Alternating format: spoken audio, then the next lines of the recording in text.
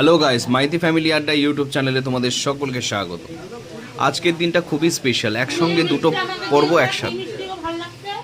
একটা হচ্ছে নেতাজি সুভাষচন্দ্র বসুর জন্মদিন আজকে ঐতিহাসিক দিক থেকে দেখতে গেলে, আর পঞ্জিকা মতে আজকে সরস্বতী পুজো। মা সরস্বতী পুজো হয়েছে বাড়িতে, তো সেটা অবশ্যই তোমাদেরকে আমি দেখাবো।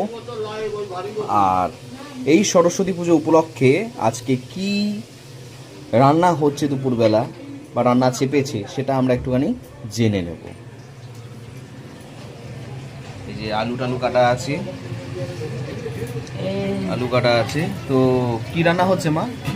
এই যে খিচুড়ি হবে, এই যে বসেছে, ডাল চাল বসেছে, ডাল চাল বসে গেছে, আর আলু ভাজা হয়েছে, বেগুন ভাজা হবে, বেগুন ভাজা হবে, খিচুড়িতে পড়বে আলু, এই যে ফুলকপি পড়বে খিচুড়িতে, হ্যাঁ, মটরশুঁটি পড়বে খিচুড়িতে,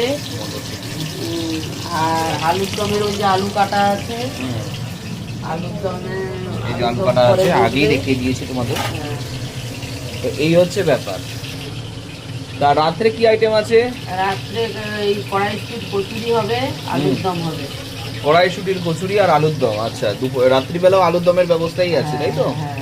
বাহ, তাহলে দারুণ ব্যাপার, আজকে খাওয়াটা জমেই যাবে। তাহলে মা সরস্বতী পুজো আজকে, তো সেই সরস্বতী পুজো উপলক্ষে এত সব আইটেম করা হয়েছে। ঠিক আছে, চলো তোমাদেরকে সরস্বতী ঠাকুর দেখিয়ে নিই। এই যে আমাদের সরস্বতী ঠাকুর, তো সরস্বতী পুজো হয়ে গেছে, হ্যাঁ, সব কমপ্লিট। আর এগুলো আমার স্টুডেন্টরা করেছে বসে বসে, আলপনাগুলো দিয়েছে। দেখো বন্ধুরা, কত সুন্দর হয়েছে আলপনাগুলো, খুব সুন্দর করে করেছে তারা, যত্ন সহকারে। আর এইগুলো সাজানোটা ওই ওদেরই কাজ, ওরাই সব সাজিয়েছে। যারা যারা এসেছিলো, সব স্টুডেন্ট তো আর আসেনি, 2-3 জন মাত্র এসেছিলো, এসে ওরাই এরকম করেছে। আর এখন তো স্টুডেন্টদের বাড়িতে, ম্যাক্সিমাম স্টুডেন্টদের বাড়িতে নিজস্ব পুজো হয়, তো যে কারণে আসতে পারেনি। তো যাই হোক, নেক্সট ব্লগে আবার তোমাদের সাথে দেখা হবে। তো ততক্ষণের জন্য টাটা।